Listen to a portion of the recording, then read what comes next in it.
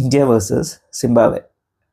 ഇതുവരെയുള്ള ഇന്ത്യയുടെ world കപ്പിലെ matches വെച്ച് നോക്കിക്കഴിഞ്ഞ് കഴിഞ്ഞാൽ ഇന്നത്തെ മാച്ച് വളരെ ഇമ്പോർട്ടൻ്റ് ആയിട്ടുള്ളൊരു മാച്ചാണ്. അപ്പം അതിനു മുന്നേ ഇമ്പോർട്ടൻ്റ് ആയിട്ടുള്ളൊരു മാച്ച് നടക്കാനുണ്ട്.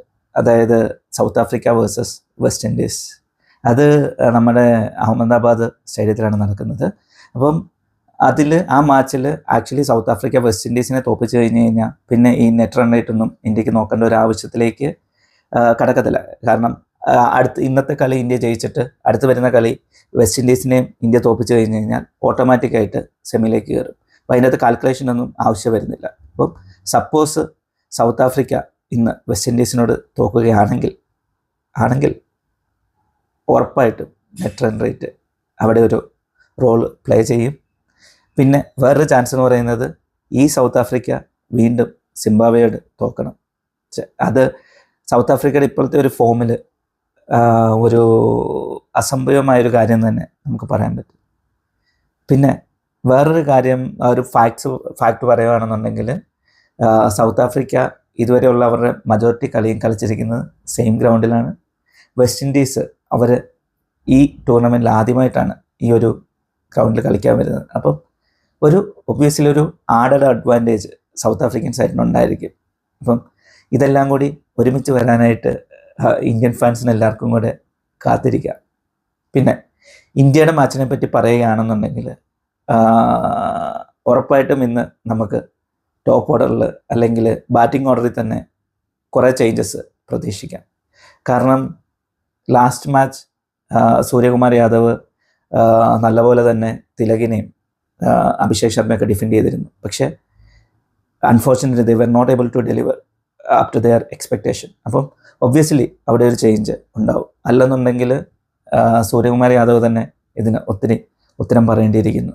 അപ്പം ഈ പുറത്ത് വരുന്ന പിക്ചേഴ്സും പ്രാക്ടീസിൻ്റെ ഫോട്ടോസൊക്കെ വീഡിയോസൊക്കെ കണ്ടു കഴിഞ്ഞ് കഴിഞ്ഞാൽ നമുക്ക് കാണാൻ പറ്റുന്നൊരു കാര്യം എന്ന് പറഞ്ഞു കഴിഞ്ഞാൽ സഞ്ജു തൻ്റെ കീപ്പിംഗ് ഗ്ലൗസ് ഒക്കെ ആയിട്ട് കൂടുതൽ നേരം ഡ്രില്ലിൽ ഏർപ്പെട്ടുകൊണ്ടിരിക്കുന്നു. പിന്നെ ഒത്തിരി നേരം ബാറ്റിംഗ് പ്രാക്ടീസ് ചെയ്യുന്നു. അപ്പം ഇത് തന്നെ നമ്മൾ സൗത്ത് ആഫ്രിക്കയ്ക്കെതിരെ മുന്നേയുള്ള കളിയിൽ നമ്മൾ കണ്ടിരുന്നതാണ്. സഞ്ജു കുറേ നേരം പ്രാക്ടീസ് ചെയ്യുന്നു, ഇതെല്ലാം നടക്കുന്നു. പക്ഷേ ശീലവൻ വന്നപ്പം പുള്ളി ഔട്ട്.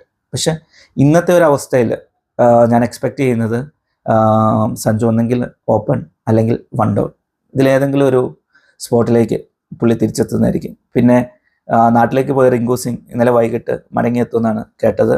ഇപ്പം മടങ്ങിയെത്തിയെങ്കിൽ തന്നെ I am not sure he'll be able to make it to 11. Mostly